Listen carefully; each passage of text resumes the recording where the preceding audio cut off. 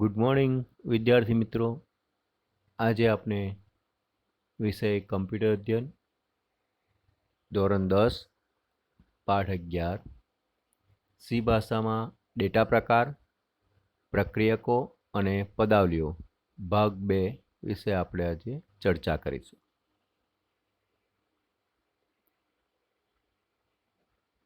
સૌથી પહેલા આપણે આજે જોઈએ ટાઈપ ડેફિનેશન.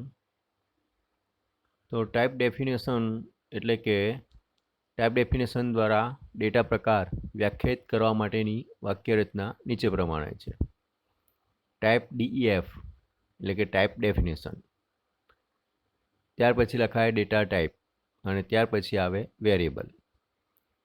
અહીં ડેટા ટાઈપ એ INT કે ફ્લોટ જેવા ઉપલબ્ધ ડેટા પ્રકારનો નિર્દેશ કરે છે. એટલે જે તમારે ડેટા ટાઈપ લેવી હોય અહીંયા લઈ શકો છો. ઇન્ટીજર છે, ફ્લોટ છે, બરાબર. તો ઉપલબ્ધ ડેટા પ્રકારને આપવામાં આવનાર નવા નામનો નિર્દેશ વેરિયેબલ દ્વારા કરવામાં આવે છે. અહીંયા ઉદાહરણ તરીકે આપેલું છે type DEF CHR, that means character, અને વેરિયેબલનું નામ છે આલ્ફા. સેકન્ડ છે ટાઈપ DEF એટલે type definition double twice. Double જે છે ડેટા ટાઈપ છે અને જે ટાઈપ ટ્વાઇસ છે એ વેરિયેબલ છે. તો પ્રથમ વિધાન કેરેક્ટર ડેટા પ્રકાર ને આલ્ફા ઉપનામ આપશે, જ્યારે બીજું વિધાન ડબલ ડેટા પ્રકારને ટ્વાઇસ ઉપનામ આપશે. અને ત્યારબાદ નીચેના વિધાન દ્વારા અક્ષર માટેનો જે ચોઇસ નામનો ચલ છે તથા એમાઉન્ટ નામનો ડબલ પ્રકારનો ચલ એ તમે ઘોષિત કરી શકો છો. તો આ રીતના આપણે જે વિધાન છે એ કરી શકીએ છીએ. આલ્ફા ચોઇસ અને ટ્વાઇસ એમાઉન્ટ. હવે જે વેરિયેબલ છે આલ્ફા અને ટ્વાઇસ, હા, તો આલ્ફા ચોઇસ થઈ અને ટ્વાઇસ એ એમાઉન્ટ. તો આ રીતના જે ચલ છે એ ચલ એટલે કે વેરિયેબલને આપણે ઘોષિત કરી શકીએ છીએ.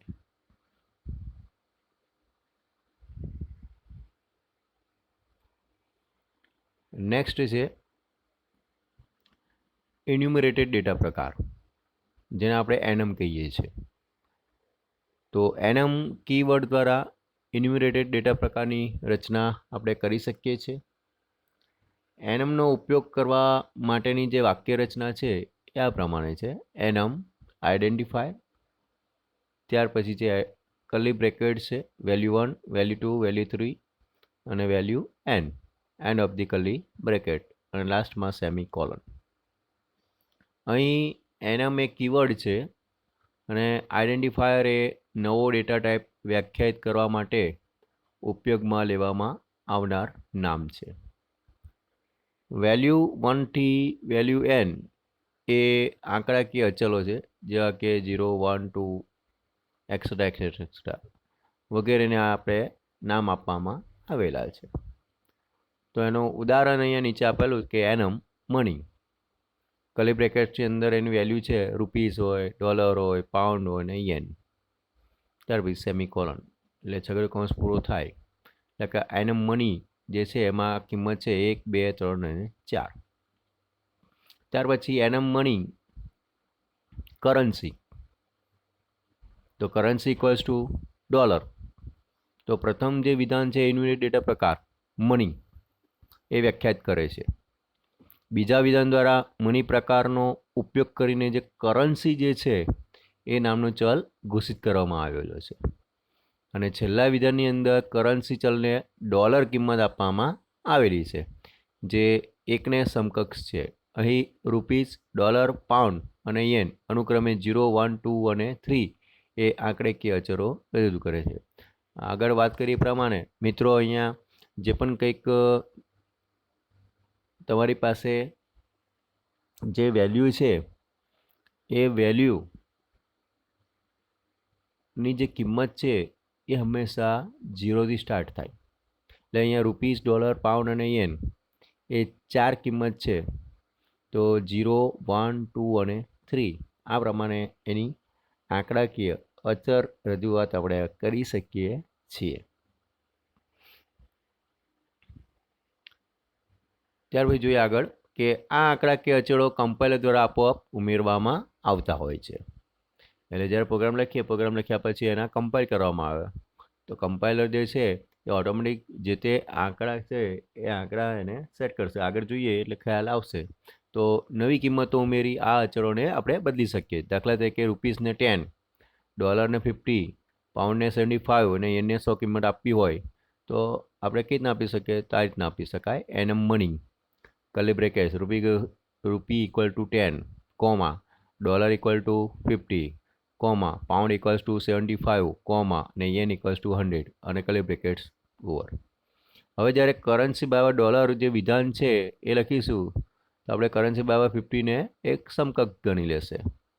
એટલે અહીંયા 0 એટલે 10, 1 એટલે 50, 2 એટલે 75 અને 3 એટલે 100. તો આ રીતના જે આપણે કરન્સી બરાબર ડોલર બરાબર, તો ડોલર જે છે એની જે કિંમત છે 50 છે. તો જે કરન્સી બરાબર શું આવશે? અહીંયા 50. એને સમકક્ષ તમને જે કિંમત છે એ કિંમત પ્રોગ્રામની અંદર રજૂઆત કરવામાં આવશે.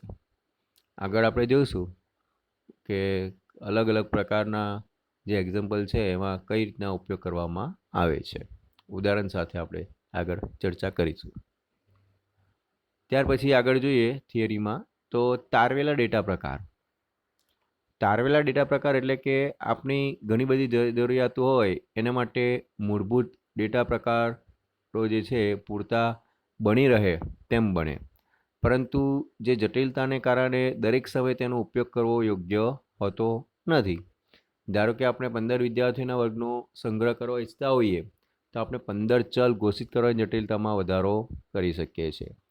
તો આ જ રીતે આપણે 15 વિદ્યાર્થીઓ માટે તેમના અનુક્રમ નંબર, એની જાતિ, નામ અને સરનામા જેવી સંપૂર્ણ વિગતનો સંગ્રહ કરવો હોય તો વધારાના ચલની જરૂર પડે.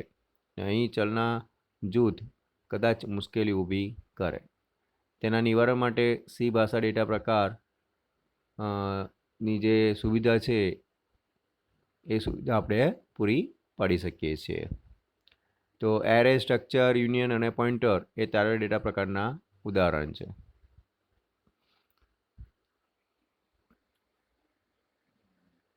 હવે આપણે આગળ વાત કરીએ કે એરે. તો એરેમાં એક સમાન લાક્ષણિકતા ધરાવતા ચલના સમૂહનો સમાવેશ આપણે કરી શકીએ છીએ. એરેનું આગળ મિત્ર ચેપ્ટર છે જ. તો અહીંયા તમને જણાવી દઉં કે એરે 2 પ્રકારના હોય. એક 1 ડાયમેન્શન એરે એટલે કે 1D એરે કહેવામાં આવે અને બીજું 2 ડાયમેન્શન એટલે 2D એરે કહેવામાં આવે. જે 1D એરે છે એ રોમાં જ હોય અને 2D એરે જે છે એ રો અને કોલમ બંનેનું એકસાથે સમન્વય હોય ને તમે પ્રોગ્રામ 1D અને 2D એરેથી બનાવી શકો છો. જોઈએ આગળ. તો એરેને વ્યાખ્યાયિત કરવા માટેની વ્યાખ્યા નીચે મુજબ છે. સૌથી પહેલાં ડેટા ટાઈપ લખાય, ત્યાર પછી વેરિયેબલ લખાય અને જે તે કિંમત છે એ તમારી જે સાઇઝ છે બરાબર એટલે કે કિંમત એ તમે મોટા કૌંસની અંદર મૂકી શકો છો અને ત્યાર પછી સેમિકોલન. ડેટા ટાઈપ એ ડેટાનો કોઈ પણ મૂળભૂત પ્રકાર હોઈ શકે છે. વેરિયેબલ એ એરેનું નામ છે અને સાઇઝ એ એરેમાં આવેલ ઘટકોની કુલ સંખ્યા છે.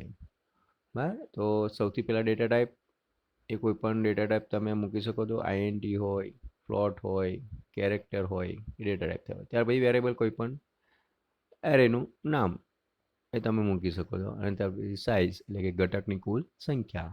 તમે જે એરે બનાવે છે કેટલા માટે બનાવે છે? 10 માટે, 20 માટે, 50 માટે, 100 માટે એ તમારે સાઇઝ અહીંયા લખવાની છે. હવે ઉદાહરણમાં જોઈએ આપણે. દાખલા તરીકે CHR એટલે કે કેરેક્ટર શબ્દમાં છે તો નેમ ઓફ સબ્જેક્ટ એ વેરિયેબલનું નામ છે. કેટલા સબ્જેક્ટના જે માર્ક છે એ તમારે અહીંયા લેવાના છે તો 10. તો આ વિધાન દ્વારા નેમ ઓફ સબ્જેક્ટ નામનો એક 10 કદ ધરાવતો એરે વ્યાખ્યાયિત આપણે કરવાનો છે. એટલે કે નેમ ઓફ સબ્જેક્ટ એરે નામનો જે ચલ છે એ વ્યાખ્યાયિત કરી અને તેમાં 10 અક્ષરોનો સમૂહ સંગ્રહ કરી શકીએ છીએ. અહીં જે એરેનો દરેક ઘટક છે એ અક્ષર પ્રકારનો જ રહેશે. આ ખાસ ધ્યાનમાં તમારે રાખવાનું છે. ત્યાર પછી આગળ જોઈએ મિત્રો પ્રક્રિયકો. અલગ અલગ પ્રકારના પ્રક્રિયકો અહીંયા બતાવવામાં આવેલા છે. તો સૌથી પહેલાં આપણે જોઈએ પ્રક્રિયકો એટલે શું? તો ઓપરેન્ડ પર કરવામાં આવનાર પ્રક્રિયાને વ્યાખ્યાયિત કરતી નિશાનીને પ્રક્રિયક તરીકે ઓળખવામાં આવે છે. સી ભાષામાં પ્રક્રિયકોનું વર્ગીકરણ નીચે આપેલ 8 વર્ગોમાં તમે કરી શકો. સૌથી પહેલાં ગાણિતિક પ્રક્રિયકો, ત્યાર પછી બીજું છે નિરૂપક પ્રક્રિયકો, ત્રીજું છે સંબંધસૂચક પ્રક્રિયકો, ચોથું છે વધારા ઘટાડા સૂચક પ્રક્રિયકો, પાંચમું છે શરતી પ્રક્રિયકો, છઠ્ઠું છે તાર્કિક પ્રક્રિયકો, સાતમું છે બીટ વાઇઝ પ્રક્રિયકો અને આઠમું છે વિશિષ્ટ પ્રક્રિયકો. તો મિત્રો અહીંયા આ થિયરી પૂરી થાય છે. હવે આપણે દરેક ટોપિક વાઇઝ ઉદાહરણ જે છે સી પ્રોગ્રામિંગના એ આપણે જોઈએ. તો સૌથી પહેલાં આપણે જોઈએ કે ફ્લોટ ડેટા પ્રકારને સ્પષ્ટ કરતો પ્રોગ્રામ. એટલે સૌથી પહેલાં આપણે પ્રોગ્રામ જે લખીએ એસઆઈટીની અંદર તમારે પ્રોગ્રામ લખવાનો છે. પહેલી જે લાઇન છે એ તમારી કોમેન્ટ લાઇન છે, /* અને */ની વચ્ચે જે લખાય છે એ કોમેન્ટ છે. # Include studio.h int main starting curly bracket. પ્રોગ્રામની શરૂઆત થઈ. હવે આપણે અહીંયા જે વેરિયેબલ છે એ વેરિયેબલ લેવાનો છે ફર્સ્ટ, સેકન્ડ અને થર્ડ. બરાબર. હવે જે ફર્સ્ટ, સેકન્ડ અને થર્ડ છે એમાં કિંમત તમારે મૂકવાની છે અને એ જે કિંમત છે એ કિંમત કેટલી સ્પેસિફિક આવે છે એ તમારે જોવાનું છે. ઉપર લખેલું જો program to illustrate to use of real data type, એટલે કે જે રિયલ ડેટા ટાઈપ છે એની અંદર કેટલી જે કિંમત છે પોઈન્ટ પહેલાં અને પોઈન્ટ પછી તે તમારે અહીંયા દર્શાવતો પ્રોગ્રામ જોવાનો છે. તો પહેલાં છે ફ્લોટ ડેટા ટાઈપ, પછી છે ડબલ અને પછી છે લોંગ ડબલ. તો ફ્લોટની અંદર ફર્સ્ટ વેરિયેબલ છે, ડબલમાં સેકન્ડ વેરિયેબલ છે, લોંગ ડબલમાં થર્ડ. એટલે ફર્સ્ટ, સેકન્ડ અને થર્ડ આ 3 વેરિયેબલ લેવામાં આવેલા. ત્યાર પછી ઉપર જે સંખ્યા છે એ સંખ્યા લખવામાં આવેલી છે. તો જોઈએ આપણે તો પ્રિન્ટએફમાં first equals to %f. %f કે શાના માટે લીધો છે? કારણ કે આપણે ફ્લોટ ડેટા ટાઈપ લીધું છે એટલા માટે, કોમા કરીને first variable. Second printf \n એ નવી લાઇનમાં સેકન્ડ જે વેરિયેબલ છે તે ઇક્વલ્સ ટુ %lf. lf એટલે લોંગ ફ્લોટ, બરાબર, ડબલ લખ્યું છે એટલે lf આવશે, કોમા કરીને સેકન્ડ. ત્યાર પછી લોંગ ડબલ છે જો મિત્રો, તો પ્રિન્ટએફમાં \n અને થર્ડ જે વેરિયેબલ છે તે એનું જે નામ છે એ તમે આ રીતના ડિફાઇન કરી શકો છો. વેરિયેબલ જે છે પછી છે કોમા કરીને, તો ઇક્વલ્સ ટુ %, કેપિટલ L અને F, ઉપર સ્મોલ f છે અને નીચે જે છે કેપિટલ L અને સ્મોલ f એટલે લોંગ ડબલ માટે વપરાયેલું છે. તો \n અને કોમા કરીને જે વેરિયેબલ આપણે ડિફાઇન કર્યો ઉપર તે લખવાનો થર્ડ અને રિટર્ન 0, એટલે કે આ પ્રોગ્રામનો અંત અને and of the curly brackets. તો તમે અહીંયા જોશો મિત્રો તો એનું જે આઉટપુટ છે એમાં ફર્સ્ટ જે છે 987654316404875264.000. તો મિત્રો તમે અહીંયા જોઈ શકો છો કે આ જે ડેસિમલ પોઈન્ટ છે એ ડેસિમલ પોઈન્ટ, બરાબર. તો સી ભાષામાં પૂર્ણાંક સંખ્યાનો ઉપયોગ કરવા માટે આપણે ફ્લોટ કીવર્ડ દ્વારા વ્યાખ્યાયિત કરવામાં આવતો ડેટા પ્રકાર આપવામાં આવેલો છે.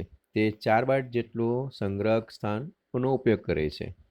અપૂર્ણાંક સંખ્યાઓ દશાંશ ચિહ્ન પછી 6 અને દશાંશ ચિહ્ન પહેલાં 7 અંકોની ચોકસાઈ ધરાવે છે. જો એથી વધુ ચોકસાઈ જરૂરી હોય તો આપણે ફ્લોટના સ્થાને ડબલ, એટલે સેકન્ડમાં આપણે ડબલ લીધું છે, પહેલાં આપણે ફ્લોટ લીધો તો દશાંશ ચિહ્ન પછી 6 અને દશાંશ ચિહ્ન પહેલાં 7 અંકની ચોકસાઈ ધરાવે છે. ત્યાર પછી ડબલનો ઉપયોગ કર્યો તો ડબલની અંદર જે કીવર્ડ ઉપયોગ કર્યો છે તો તે માટે ફ્લોટ ડેટા પ્રકારનું વિસ્તરણ છે અને ડબલ કિંમતો 8 બાઇટનો ઉપયોગ કરે છે અને દશાંશ ચિહ્ન પછી 16 અને પહેલાં દશાંશ ચિહ્ન પહેલાં 17 અંકોની ચોકસાઈ ધરાવે છે. એટલા માટે અહીંયા જો મિત્રો પહેલાં ફ્લોટ છે, પછી ડબલ છે અને લોંગ ડબલ છે. તો આ તમે જોઈ શકો છો કે 6 અને 7 અને બીજામાં 16 અને 17 જે અંકો છે એ પરફેક્ટ તમને જોવા મળશે. તો તો ફ્લોટમાં સિગ્નિફિકન્ટ ડિજિટ છે 6 છે, ડબલમાં 16 છે, લોંગ ડબલમાં પણ 16 છે. તો આ રીતના જે ડેસિમલ પોઈન્ટ પહેલાં અને ડેસિમલ પોઈન્ટ પછી કેટલા સ્પેસિફિક તમારે આંકડા દર્શાવવા છે, તો એના માટે આ ફ્લોટ વેરિયેબલનો ઉપયોગ કરીને આપણે અહીંયા જે સ્પેસિફિક જે તમને સચોટ જવાબ મળે છે એના વિશેનું ઉદાહરણ આપણે જોયું. નેક્સ્ટ જોઈએ મિત્રો, તો example 3, program to illustrate use of character data type. હવે આપણે કેરેક્ટર ડેટા ટાઈપનો ઉપયોગ કરીને ઉદાહરણને સમજીએ. તો આ ઉદાહરણની અંદર આપણે કેરેક્ટર સ્ટોર કરવાના છે. તો હેઝ સાઇન ઇન્ક્લુડ સ્ટીરોડેજ integer main starting curly brackets. Character store કરવાના છે એટલા માટે CHR ડેટા ટાઈપ લઈશું. પહેલો જે વેરિયેબલ છે gender equals to M, small M છે. ત્યાર પછી CHR answer equals to capital M. CHR number equals to 2, એ પણ 2 નંબર છે, એ પણ સિંગલ ઇન્વર્ટેડ કોમામાં છે મિત્રો. પછી character special character equals to single inverted comma. હવે આનું આપણે પ્રિન્ટએફ કરીએ તો આસ્કી વેલ્યુ તમારે દર્શાવવાની છે, જે તમારો સ્મોલ એમ છે, કેપિટલ એમ છે, 2 નંબર છે કે સ્પેશિયલ કેરેક્ટર છે, તેની આસ્કી વેલ્યુ કેટલી આવે તે આપણે ફાઇન્ડ આઉટ કરવાનું છે. તો એના માટેનો પ્રોગ્રામ છે. તો પ્રિન્ટએફમાં \n the character store in gender is %C, C for character, એટલા માટે C આવ્યો છે. And its ASCII value is %D, D for digit, કારણ કે આપણે જે કેરેક્ટર એન્ટર કરીશું એની આસ્કી વેલ્યુ એ ન્યુમરિક વેલ્યુમાં આવશે, એટલા માટે અહીંયા %D લીધો છે. તો જેન્ડર કોમા જેન્ડર 2 વખત લખ્યો છે, કારણ કે પહેલો જે વેરિયેબલ છે એ શબ્દ અને ત્યાર પછી બીજો જે વેરિયેબલ છે એ તમને કન્વર્ટ કરીને આસ્કી વેલ્યુમાં ન્યુમરિક વેલ્યુ રૂપાંતર કરીને મૂકશે. બરાબર. તો પ્રિન્ટએફમાં ત્યાર પછી સેકન્ડ આન્સર, થર્ડ પ્રિન્ટએફમાં નંબર અને ફોર્થમાં સ્પેશિયલ કેરેક્ટર રિટર્ન 0. તો હવે એનો આન્સર તમે જુઓ. પ્રોગ્રામ તમે સેવ કરો, કમ્પાઇલ કરો તો તમને આ રીતના બતાવશે the character store in gender is small M and its ASCII value is 109. સેકન્ડમાં capital M, ASCII value is 77. થર્ડમાં the character store in number 2, તો 2 નંબર માટે 50. The character store in special character is, તો આપણે special character જે છે space, બરાબર, તો આપણે અહીંયા આસ્કી જે વેલ્યુ છે 32. તો આ રીતના તમે જોઈ શકો છો. તો એની આસ્કી જે વેલ્યુ છે એ તમને બતાવવામાં આવેલી છે. ત્યાર પછી નેક્સ્ટ જોઈએ આપણે example 4, program to illustrate to use of a integer arithmetic. હવે જે ઇન્ટીજર એરેથમેટિક છે એની ગણતરી એટલે કે પૂર્ણાંક ગણતરી દર્શાવતો જે પ્રોગ્રામ છે તેના વિશે આપણે જોઈશું. તો પૂર્ણાંક ગણતરી કેવી રીતના થઈ શકે છે. તો મિત્રો અહીંયા જોઈએ તો 650 જે છે કોસ્ટ છે, ટોટલ કોસ્ટ, અને ક્વોન્ટિટી 24 છે. આપણે એક આઇટમ જે છે એ આઇટમની કોસ્ટ આપણે શોધવી હોય તો ટોટલ જે કિંમત છે 650 ભાગ્યા 24 કરીએ તો આપણને જવાબ છે 27 મળવો જોઈએ. બરાબર. તો આપણે એના વિશે ચર્ચા કરી. જુઓ, hash and include stdio integer main.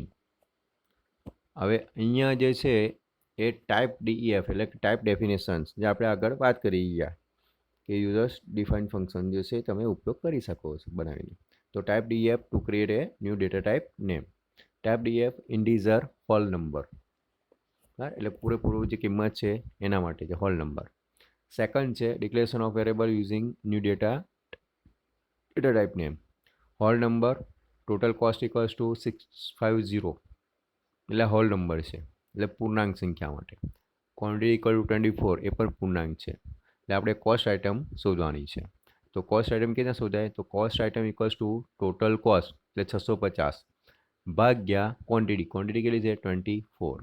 હા, હવે એનો આપણે આન્સર લાવવાનો. તો આન્સર માટે અહીંયા લખીશું આપણે printf cost of one item is %D, કારણ કે આપણે ન્યુમરિકમાં એનો આન્સર આવે એટલે percentage D for digit, backslash N અને કોમા કરીને કોસ્ટ આઇટમ, લાસ્ટમાં return 0 end of the curly bracket.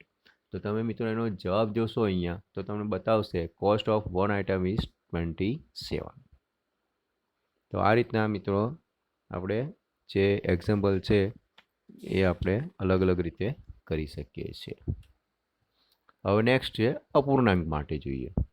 એ જ વસ્તુ છે, એ જ ઉદાહરણ છે, બરાબર. ફરક ક્યાં છે એ જોજો તમે અહીંયા.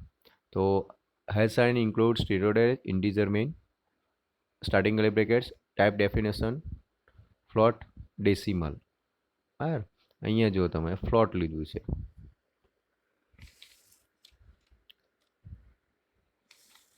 અને આગળના જે ઉદાહરણ છે એની અંદર આઈએનટી એટલે ઇન્ટીજર લીધું હતું.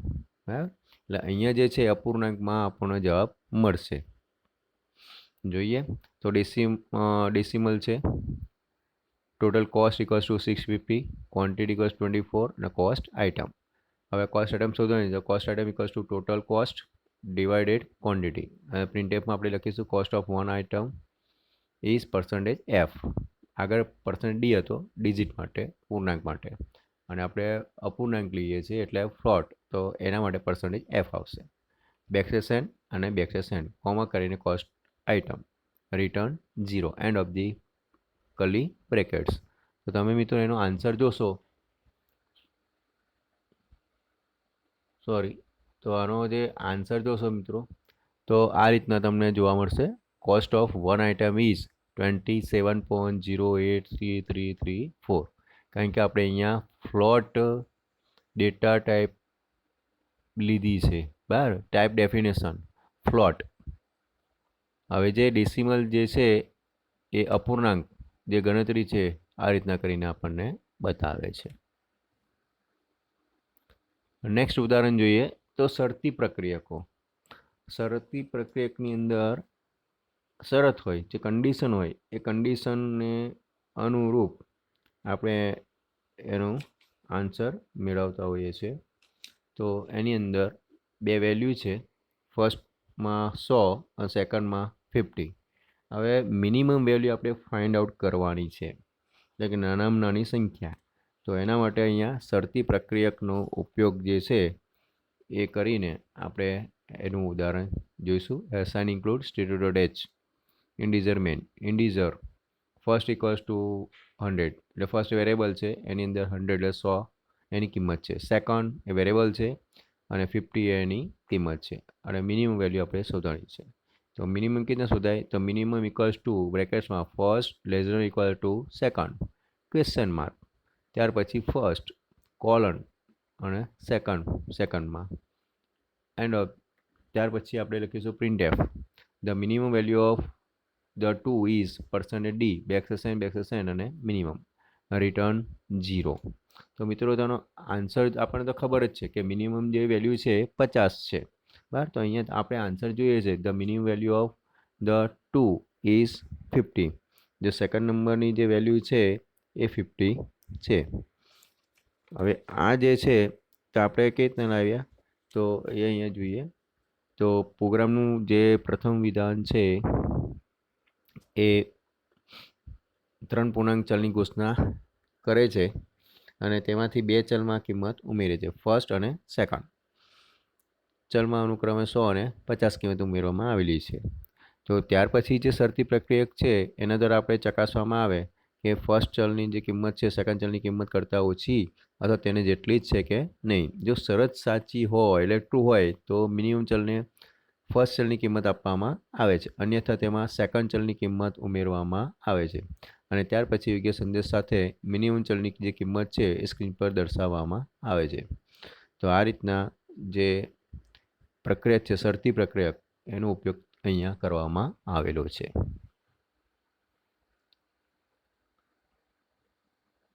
એક બીજું ઉદાહરણ છે અહીંયા તાર્કિક પ્રક્રિયક. તાર્કિક પ્રક્રિયક લોજિકલ.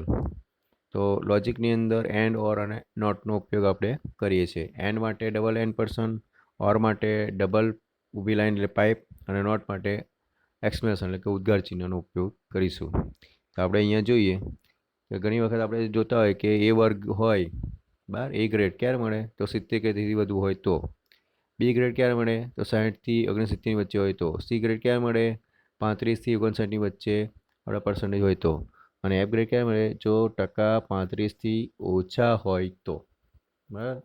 તો મિત્રો આપણે અહીંયા જોઈએ એ કઈ રીતના તાર્કિક પ્રક્રિયાનો ઉપયોગ આપણે કરી શકીએ છીએ. તો hash sign include stdio INT integer main starting લે brackets INT % equals to 55.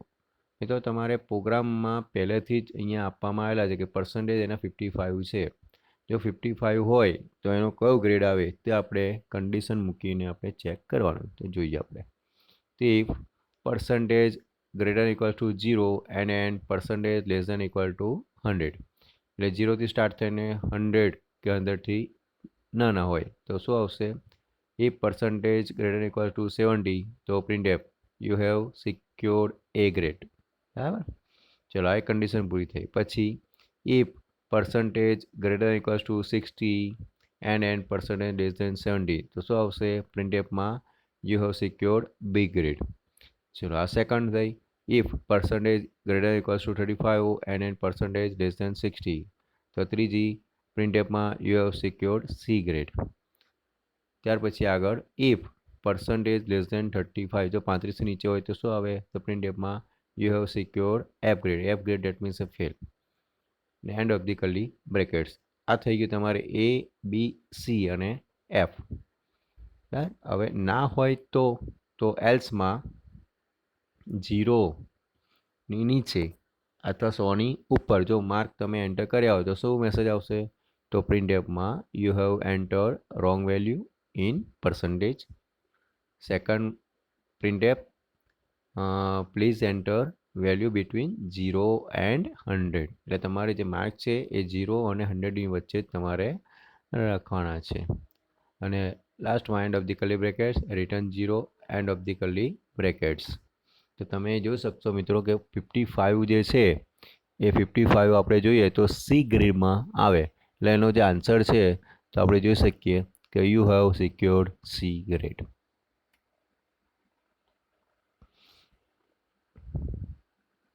Next example જોઈએ મિત્રો. Example number 8.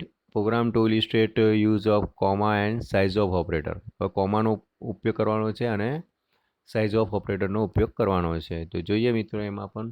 તો hash sign include stdio integer main float જે છે આપણું ડેટા ટાઈપ છે. ફર્સ્ટ, સેકન્ડ અને રિઝલ્ટ એ ફ્લોટની અંદર વેરિયેબલ ડિફાઇન કરેલા છે 1, 2 અને 3.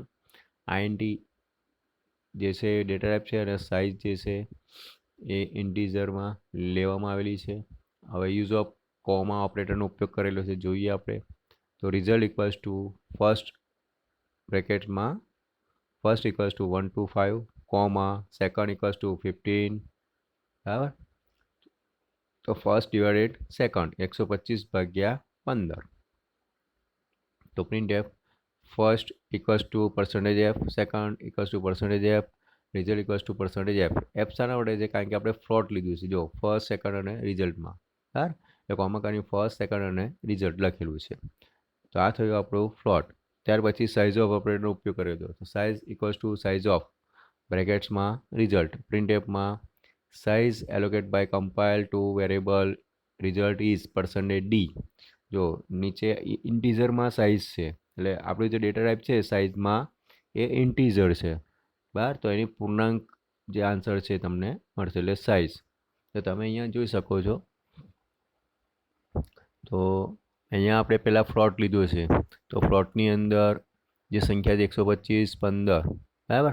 તો તમે અહીંયા જો તો 125 ફર્સ્ટમાં વેલ્યુ, સેકન્ડમાં 15. તો રિઝલ્ટ એનું શું આવશે? 8.333333. અને size allocate by compiler to variable result is 4 byte. એટલે કેટલી જગ્યા રોકે છે સાઇઝ? તો આપણી 4 બાઇટ જગ્યા રોકે છે. એ તમને અહીંયા દર્શાવવામાં આવેલું છે.